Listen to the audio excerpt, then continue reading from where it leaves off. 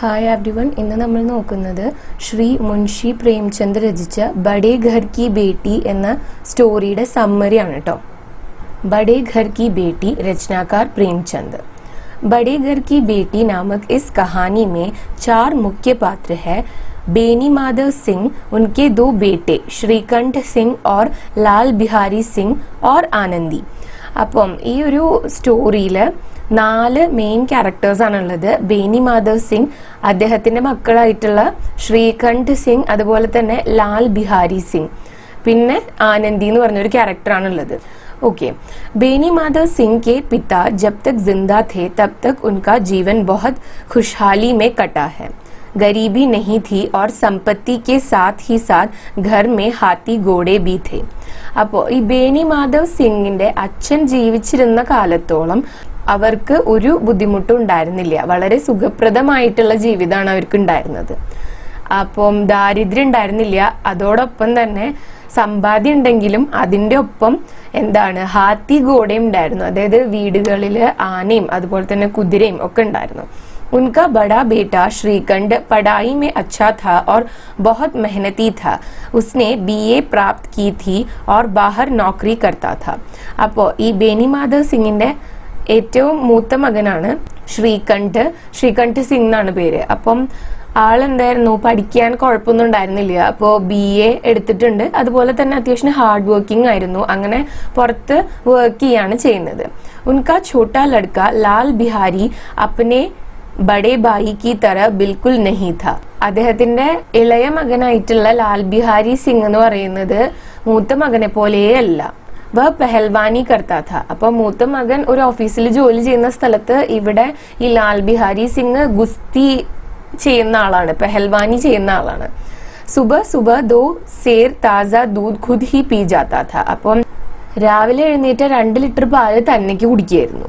ആനന്ദി ശ്രീകണ്ഠ് സിംഗ് കി പത്നി ഹെ. ആനന്ദി എന്ന് പറയുന്നത് ഈ ശ്രീകണ്ഠ് സിംഗിന്റെ വൈഫാണ്. उसके पिता का नाम भूप सिंह है. भूप सिंह अमीर था. उनकी 7 बेटियां हैं जिनमें से ആനന്ദി ചौथी ലഡ്കി है. അപ്പോൾ ഇനി ആനന്ദിയുടെ വീട്ടിലത്തെ കാര്യമാണ് പറയുന്നത്. ആനന്ദിയുടെ അച്ഛന്റെ പേര് ഭൂപ് സിംഗ് എന്നാണ്. അപ്പോൾ അവർക്ക് പ്രത്യേകിച്ച് അങ്ങനെ ഫൈനാൻഷ്യൽ ഇഷ്യൂസ് ഒന്നും ഉണ്ടായിരുന്നില്ല. അദ്ദേഹത്തിന് 7 പെൺകുട്ടികളാണ് ഉണ്ടായിരുന്നത്. അതിൽ 4ാമത്തെ മകളാണ് ആനന്ദി. एक दिन जब श्रीकंठ भूप सिंह के घर चंदा मांगने गया तो उनको वह बहुत भाग गया.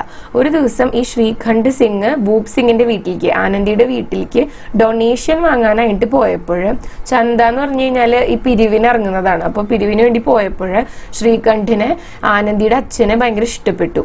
भूप सिंह ने आनंदी की शादी श्रीकंठ से करा दी.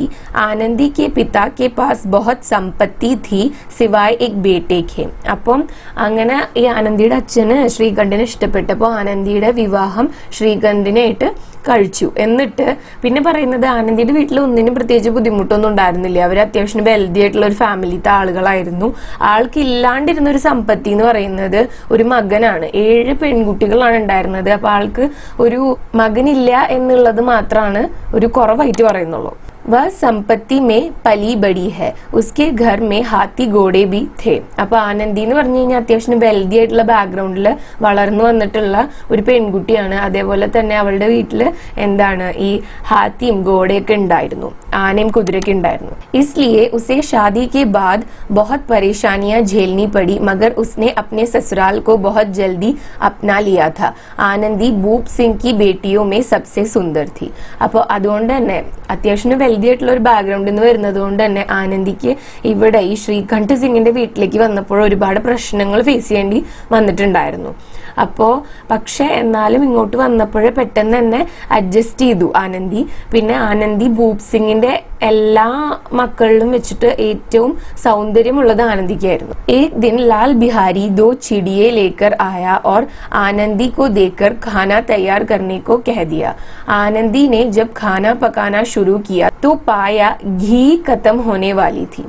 അപ്പോ ഒരു ദിവസം ഈ ലാൽ ബിഹാരി സിംഗ്, ശ്രീകണ്ഠിന്റെ അനിയൻ, വന്നിട്ട് ആനന്ദിയുടെ കയ്യില് 2 ചിടിയ എന്നാണ് പറയുന്നത്, 2 ബേർഡ്സ് എന്നാണ് പറയുന്നത്. അത് ചിക്കൻ ആവാം, വേറെ എന്തെങ്കിലും ബേർഡ് ആയിരിക്കാം.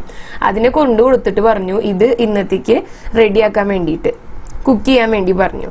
അപ്പോൾ ആനന്ദി കുക്ക് ചെയ്യാൻ നോക്കിയപ്പോൾ തന്നെ ഘീ ഭയങ്കര കുറവാണെന്ന് ആനന്ദിക്ക് തോന്നിയിട്ടുണ്ടായിരുന്നു.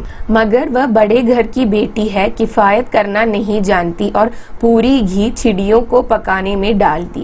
അപ്പൊ ആനന്ദി ആണെങ്കിൽ അത്യാവശ്യം വെൽതി ആയിട്ടുള്ള ഒരു ബാക്ക്ഗ്രൗണ്ടിൽ നിന്ന് വരുന്നത് കൊണ്ട് കിഫായത്ത് കർനാ നഹീ ജാൻതി എന്ന് പറഞ്ഞു കഴിഞ്ഞാൽ അളവ് കുറച്ച് ഉപയോഗിക്കാൻ വേണ്ടിയിട്ട് ആനന്ദിക്ക് അറിയില്ല. അപ്പൊ ആനന്ദി എന്ത് ചെയ്തു, ഇത്ര ഘീ ഉള്ളൂ എന്നാ പിന്നെ ആ കറി നന്നായിട്ട് ഉണ്ടാക്കാന്ന് കരുതിയിട്ട് ഫുൾ ഘീ അതിലെടുത്ത് ഉപയോഗിച്ചു. फिर जब लाल बिहारी खाने के लिए बैठा तो दाल में घी न होने पर सवाल करने लगा और आनंदी ने बता दिया कि सारा घी मांस में पड़ गया है. അങ്ങനെ ഈ ലാൽ ബിഹാരി സിംഗ് ഫുഡ് കഴിക്കാതിരുന്നപ്പോ മീറ്റിന്റെ കാര്യം ഓക്കെ, പക്ഷെ ദാൽ നോക്കിയപ്പോ അതിലൊന്നും ഘീ ഇല്ലാത്തതുപോലെ ഉണ്ട്. അപ്പൊ എന്താ ഭാബി ഇതിൽ ഘീ ഇട്ടില്ലേ എന്ന് ചോദിച്ചപ്പോൾ ഭാബി പറഞ്ഞു, അതായത് ആനന്ദി പറഞ്ഞു, ഘീ കഴിഞ്ഞു പോയി എന്ന്. ഘീ മുഴുവൻ ആ മീറ്റില് ഒഴിക്കേണ്ടി വന്നു എന്ന് പറഞ്ഞു. यह सुनकर लाल बिहारी गुस्सा हो गया. घी की बात को लेकर दोनों भाभी देवर के बीच कलेश हो गया. ഇത് കേട്ടപ്പോൾ ഈ ലാൽ ബിഹാരി സിംഗിന് ഭയങ്കരമായിട്ട് ദേഷ്യം വന്നു. അങ്ങനെ ഈ ഒരു കാര്യം പറഞ്ഞിട്ട് ഈ ഘീയുടെ പേരിൽ ഇവർ രണ്ടുപേരും തമ്മിൽ വഴക്കായി. आनंदी भी गुस्सा होने लगी और कहा, इतना घी तो हमारे घर का नौकर खा लेते हैं.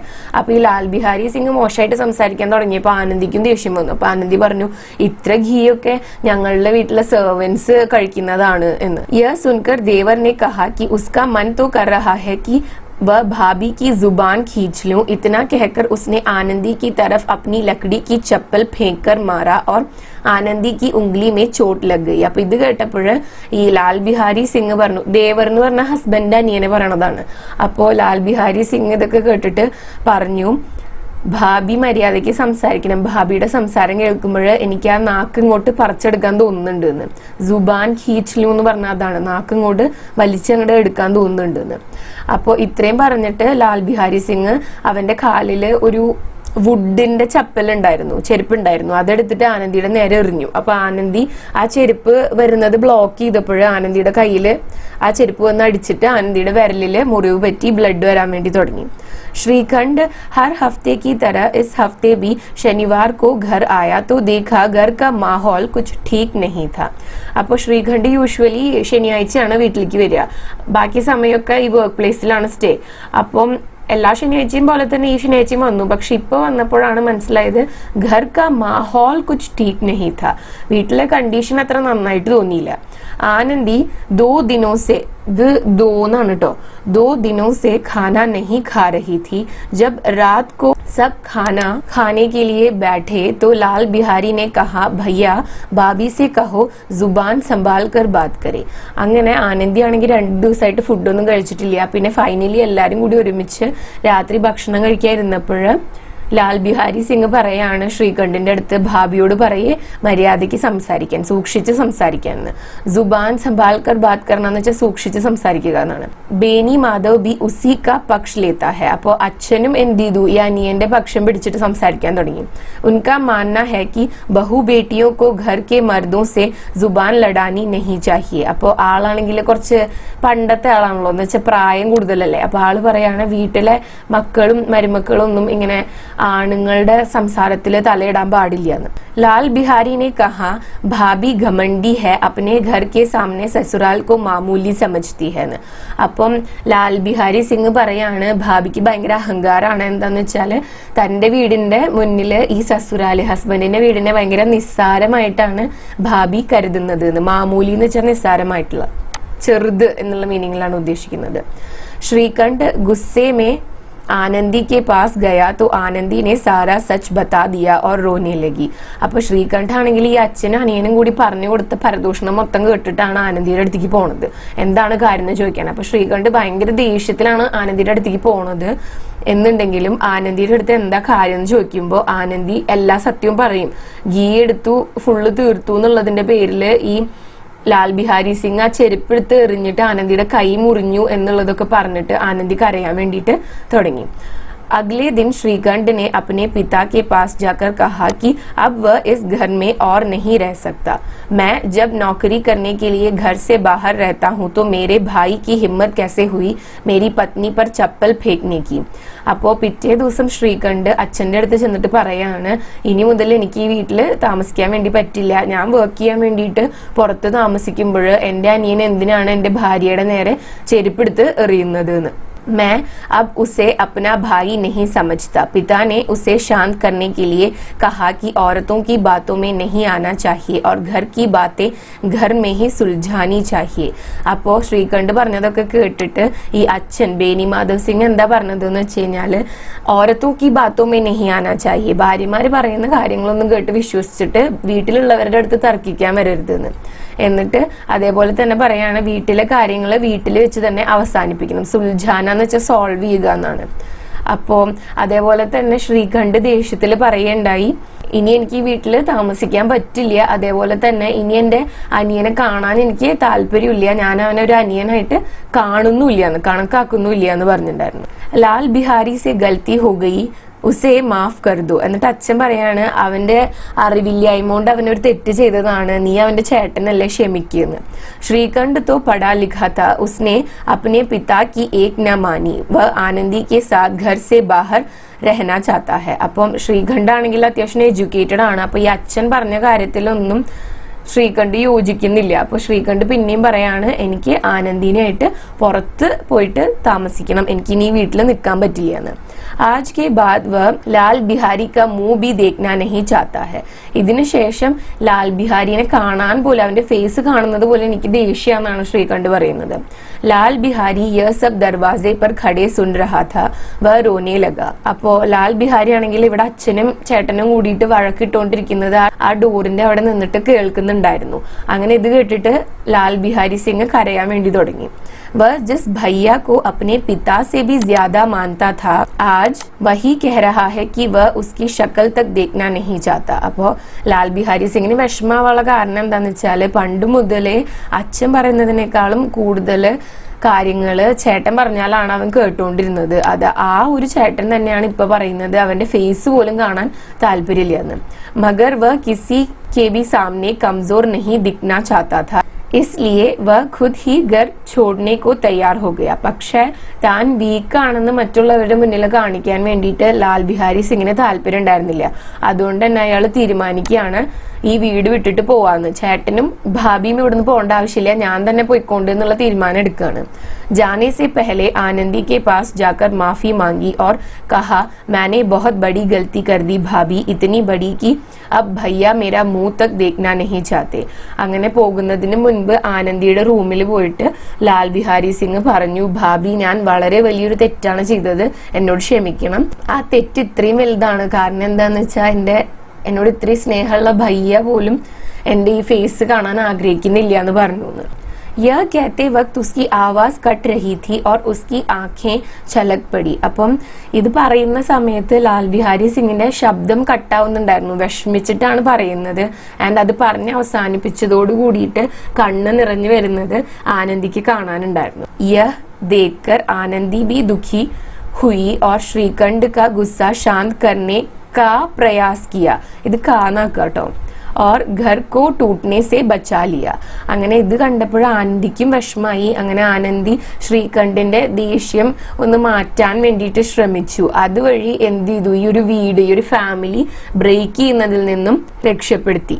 यह देखकर बेनी माधव सिंह ने कहा बड़े घर की बेटियां ऐसी ही होती है। ഇത് കണ്ടിട്ടാണ് ബേനി മാധവ് സിംഗ് പറഞ്ഞത് ബഡേ ഘർ കി ബേട്ടിയാ ऐसी ही होती है, വലിയ വീട്ടിലെ കുട്ടികൾ ഇങ്ങനെ തന്നെയാണ്, വലിയ വീട്ടിലെ പെൺകുട്ടികൾ ഇങ്ങനെ തന്നെയാണ് എന്ന്। അപ്പൊ ലാസ്റ്റില് ഈ വലിയ വീട്ടിലെ പെൺകുട്ടീനെ എന്താണ് അപ്രീഷിയേറ്റ് ചെയ്യാണ് ചെയ്യുന്നത്, പക്ഷെ ഇത്രയും സമയം ഈ സ്റ്റോറിയിലുടനീളം ഈ ബേനി മാധവ് സിംഗ് ബഡേ ഘർ കി ബേട്ടിയാണോ അല്ലേ എന്നുള്ളത് ഇറസ്പെക്റ്റീവ് ഓഫ് ദാറ്റ് എന്താണ് പറഞ്ഞുകൊണ്ടിരുന്നത്, ഈ പെൺകുട്ടികൾ അങ്ങനെ ചെയ്യാൻ പാടില്ല, മരുമക്കൾ അങ്ങനെ ചെയ്യാൻ പാടില്ല, അങ്ങനെയാണ് സംസാരിച്ചുകൊണ്ടിരുന്നത്. പക്ഷെ ലാസ്റ്റ് ഒരു പ്രോബ്ലം സോൾവ് ചെയ്തപ്പോൾ ബഡേ ഘർ കി ബേട്ടിയ ആസി ഹി ഹോത്തി ഹെ എന്ന് പറഞ്ഞിട്ട് അപ്രീഷിയേറ്റ് ചെയ്യാൻ വേണ്ടിയിട്ട് തുടങ്ങി. അപ്പോൾ ഇത് ഞാൻ നിങ്ങൾക്ക് വേണ്ടിയിട്ട് പ്രിപ്പയർ ചെയ്ത സമ്മറിയാണ്. ഇനി നിങ്ങളുടെ ടെക്സ്റ്റിൽ ഈ ഒരു ചാപ്റ്റർ എൻഡ് ചെയ്യുന്ന സ്ഥലത്തൊരു ഷോർട്ട് സമ്മറി കൊടുത്തിട്ടുണ്ട്, അതും കൂടി നമുക്ക് നോക്കി നോക്കാം. രചന പരിചയ്. ബഡേ ഘർ കി ബേട്ടി शीर्षक कहानी में प्रेमचंद ने आनंदी के माध्यम से स्त्रीयोजित गुणों के साथ ही बड़े घरों में मिलने वाले संस्कारों को स्पष्ट किया है. അപ്പോൾ ഈ ഒരു ബഡേ ഘർ കി ബേട്ടി എന്ന ടൈറ്റിലുള്ള ഈ ഒരു സ്റ്റോറിയിൽ പ്രേംചന്ദ് വലിയ വീട്ടിലായാലും ഓരോ സ്ത്രീകൾക്ക് അവരുടെ റോൾസിനെ കുറിച്ച് കിട്ടിയിട്ടുള്ള ഒരു ട്രെയിനിങ്ങിനെ കുറിച്ചിട്ടാണ് പറയുന്നത്. അവരുടെ സംസ്കാരം എങ്ങനെയാണ് ഡെവലപ്പ് ചെയ്യുന്നത് എന്നാണ് പറയുന്നത്. ഗ്രാമീण परिवेश और अनपढ़ व्यक्ति के व्यवहार को लेखक ने बखूबी चित्रित किया है. അപ്പോൾ ഈ ഗ്രാമീണ അന്തരീക്ഷത്തിൽ അൺപഡ് ആയിട്ടുള്ള ഇല്ലിറ്ററേറ്റ് ആയിട്ടുള്ള വിദ്യാഭ്യാസം ഇല്ലാത്ത ആളുകളുടെ പെരുമാറ്റത്തിന് നല്ല രീതിയിൽ, ബഖൂബി എന്ന് വെച്ചാൽ നല്ല രീതിയിൽ എന്നാണ് പ്രേംചന്ദ് ഈ ഒരു സ്റ്റോറിയിൽ ചിത്രീകരിച്ചിട്ടുണ്ട്. बेनी माधव सिंह के 2 बेटे हैं, श्रीकंठ जो इलाहाबाद के एक दफ्तर में नौकर थे और लाल बिहारी जो घर पर रहकर पहलवानी करता था. അപ്പോൾ ഈ ബേനി മാധവ് സിംഗിന്റെ 2 മക്കളെ തന്നെയാണ് ഇതിൽ കാണിക്കുന്നത്. ഫസ്റ്റ് ആണ് ശ്രീകണ്ഠ്. ആളെന്താണ് ചെയ്തുകൊണ്ടിരുന്നത്? ഇലഹബാദിലെ ഒരു ഓഫീസിൽ വർക്ക് ചെയ്യാണ്. പിന്നെ രണ്ടാമത്തെയാണ് ലാൽ ബിഹാരി സിംഗ്. ലാൽ ബിഹാരി സിംഗ് പെഹൽവാനായിരുന്നു, ഗുസ്തിക്കാരനായിരുന്നു. ശ്രീകണ്ഠ് की शादी भूप सिंह तालुकेदार की चौथी और सबसे छोटी बेटी आनंदी के साथ हुई. ശ്രീകണ്ഠിനെ വിവാഹം കഴിച്ചത് ആരാണ്? ആനന്ദിയാണ്, ഭൂപ് സിംഗിന്റെ 4ാമത്തെ മകള്. एक दिन लाल बिहारी ने दाल में घी को लेकर आनंदी के मायके वालों के बारे में अनाप शनाप कहकर उसकी और खड़ाऊ फेंकी. അപ്പോൾ ഒരു ദിവസം ലാൽ ബിഹാരി സിംഗ് എന്ത് പറഞ്ഞു? ഈ ദാലില് ഘീ ഇല്ല എന്ന് പറഞ്ഞിട്ട് ആനന്ദിയുടെ വീട്ടുകാരെ കുറിച്ചിട്ട് അനാപ് ഷനാപ് കെഹന എന്ന് വെച്ചാൽ മോശമായിട്ട് സംസാരിക്കുക. അങ്ങനെ മോശമായിട്ട് സംസാരിച്ചിട്ട് എന്ത് ചെയ്തു? ഉസ്കി ഓർ ഖഡാവു ഫേക്കി. ഖഡാവു എന്ന് പറഞ്ഞു കഴിഞ്ഞാൽ ആ വുഡൻ ചപ്പലിനെയാണ് പറയുന്നത്. അതെടുത്തിട്ട് എറിഞ്ഞു.